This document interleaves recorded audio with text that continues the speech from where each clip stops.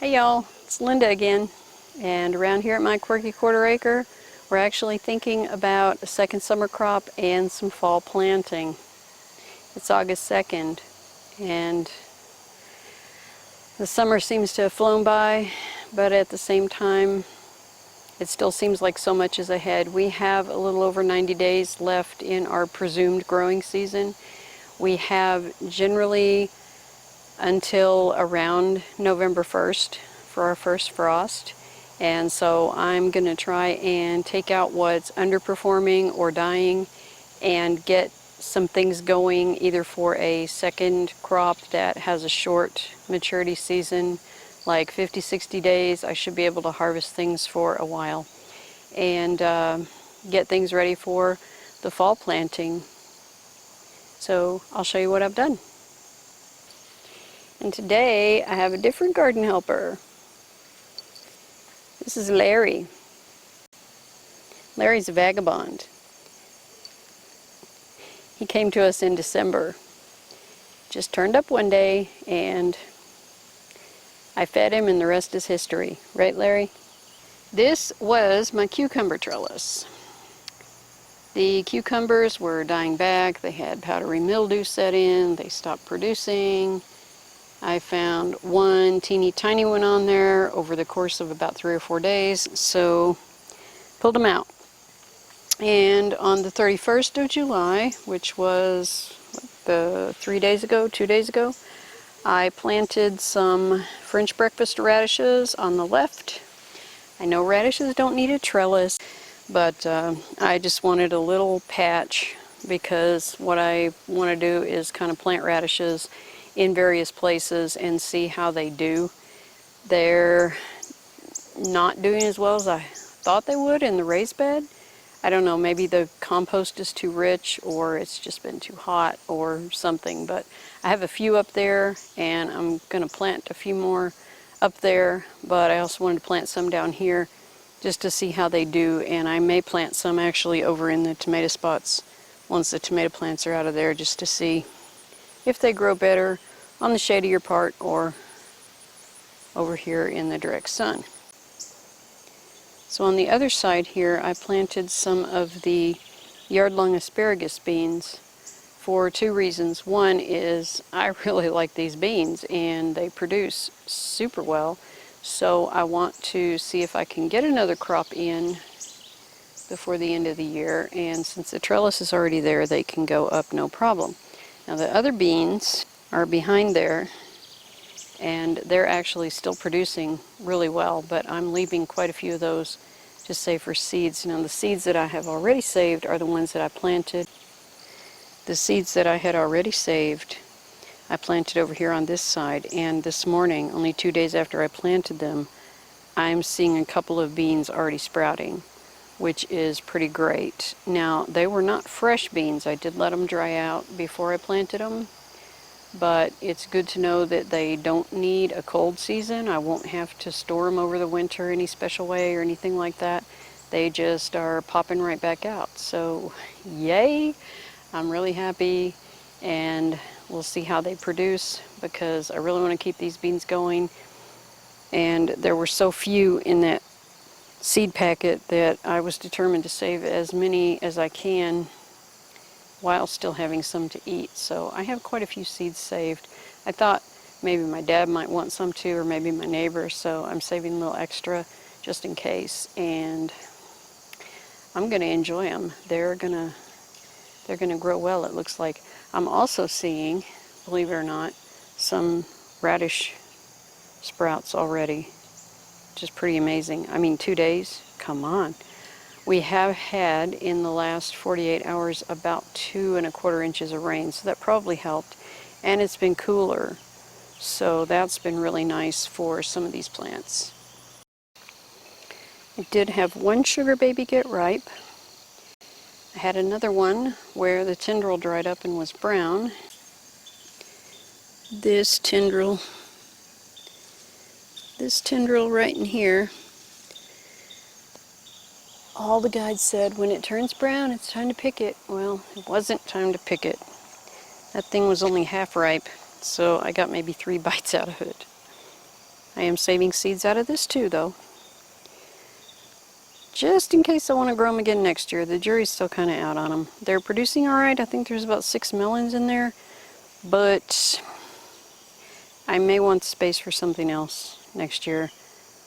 I'll sit down and make a plan pretty soon. And you can see what I mean about these beans still producing well. And those beautiful flowers. One thing I did learn that I should have learned from these flowers is don't wear purple down here when you're working in the garden. The bees seem to think I was some kind of giant flower. No. The okra has started to produce. I have picked a few, I have dehydrated a few, and I already ate them. I like okra. Don't think I'm going to win any tallest plant award this year, but you never know. We still have quite a few days in the season. But as long as I'm getting okra, I'm happy. This corn just looks pitiful. I did hand pollinate it, so we'll see what we get. But so far I only see 4 fairly small ears. Planted my giant kohlrabi, the super schmells from Baker Creek, and I have a pretty good germination rate here. I'm just determined to find a kohlrabi that'll grow well for me because I like them so much. And for some reason both the early white Vienna and the delicatesse did not perform well. And again, these are not in the raised bed. The other ones were, so I'm testing out different ground to see how they do in different places, because that may not be the best place to grow them. They might need to be down here in the in-ground. And I have a good stand of daikon radishes going. These were planted, I think about a week and a half ago, something like that.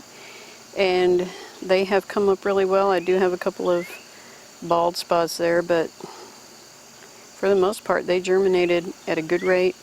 And I may come down here and stick a few radish seeds in the bare spots. Maybe just regular radishes, maybe more daikons. I don't know. I'll think about it. I do want those down there to get going, because I don't want to have all the radishes come in at one time. Now, here is this crazy pumpkin, y'all. It's supposed to be a Cherokee tan, but after I harvested the first fruit, which looked like a butternut, I thought, well, maybe some of the other ones, if it made any more, would do like normal, but no. This is another green fruit on the same vine. And I just saw the video from Haas Tools about their butternut squash that was crossed with a Seminole pumpkin. I think what I have here is an accidental cross between the Cherokee tan and a butternut. So I'm going to save the seeds out of these and plant them next year and see what I get. Maybe I'll get pumpkins, maybe I'll get butternuts, maybe I'll get both.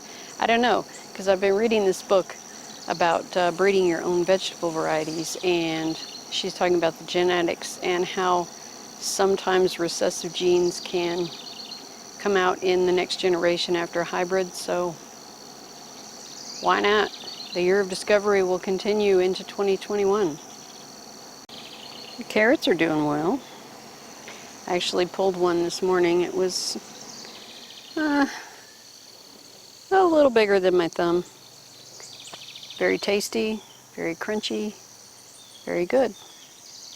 One of the fun things about working in the garden is you can eat as you go. And of course I got to show you my Tennessee spinners, also called Tennessee dancing gourds.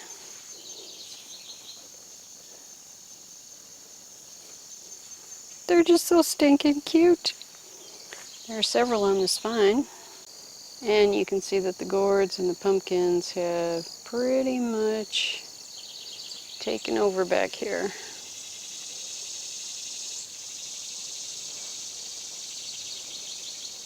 I hope my sweet potatoes have a chance. Next year we'll definitely have to segregate these things better so that they don't all run together. Of course, I really didn't know what that pumpkin vine was going to do, but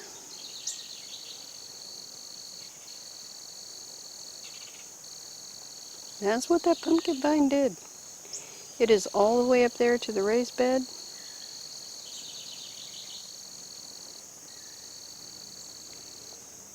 And it's run all the way across the tomato row too. I think it's going to circle around and meet itself. But yeah, it's determined to take over the world. So next year it's going to have a patch all to itself. When I had to pull out the Tivoli spaghetti squash plant, I replanted something. I should have taken better notes. I keep saying that. You'd think I'd learned by now. It's either a round zucchini, a lemon squash, or a jelly melon. I know I planted those three over here in this area, in spaces where I took plants out, but I don't really remember which is which. I should be able to tell when they get a little bigger because obviously the leaves are going to be different shapes. And yes, that's the watermelon creeping over into this space. And it's also creeping over into the tomatillos, which have produced a lot of fruit. And I'm going to make some salsa verde with those and hopefully get a couple of jars canned. These peppers are doing pretty well, all things considered. This volunteer tomato is trying to crowd them out. But these are really good size. They're not even ripe yet. I have actually just broken that, so I guess I'm picking that one green. This is an Atris pepper. It is a hybrid. The seeds came from Park Seed, and my pepper taster has yet to taste these to see what he thinks of them, but we'll see. Definitely they're a good size though. And by the time they get ripe, these are actually a stuffing pepper. You're supposed to be able to split them down the hollow there, scoop out the seeds, and stuff them, so we'll see how those taste later. After one actually gets ripe, they will be red once they're ripe. I am managing to restrain myself and leave one squash for seed saving. That is the lemon squash, and it's getting to be a good size. And there's a round zucchini that I'm also leaving for seed. And it's getting to be a good size too. It's kind of hard leaving them on the vine, but luckily I have plenty to eat. I mean, somebody around here might be getting tired of eating squash, but it ain't me. I'm also going to be tearing up this pumpkin patch pretty soon. The pumpkins are getting ripe. Actually, one of them has rotted. This one did the same thing my Tivoli squash did. It just went super soft. And I went to roll it over to check what the bottom looked like. And I'll spare you that sight because it's pretty bad. There are a couple of good firm ones over there though. Those are still a little bit green. That one is definitely still green. But this one is pretty much ready for harvest. I don't know if that's a hybridized version of anything, because the white pumpkin that I saved the seeds from was a lot more round. It could just be growing conditions, not sure, but I'll eat it. My pots over there are kind of half and half. Some of the things are doing pretty well, like the basil over there in the back and the cucumbers up here in the front. but a lot of them are not what I had hoped for, and it's too late to plant herbs in them this year, so I'm going to have to plan on what to put in there. I don't know, maybe I'll plant another squash, maybe I'll plant another cucumber. I'll have to see what I have. I could plant radishes in there. I just want something to grow in there. And then next year I'll have my herbs that I can get going. So that's pretty much it for the end of July, and I'm going to be making some big changes. I mean big changes, like that tomato patch is going to go away. A lot of these squash plants are going to come out, and I think I'll do a separate video just on the squash because I got a lot to say about squash. As y'all probably know, I could talk about squash a lot. So I'll do that one probably next and let you know what I'm planning for that, and looking at the calendar and making a plan to see what else I can still grow before the fall garden needs to go in, and to make sure that I have enough space to put the fall garden in before everything just freezes. I know it's a long way away yet, but you always got to plan ahead, right? Okay, thanks for watching. Hope your garden is going well. Hope everybody's staying healthy, and I'll see you in the next one.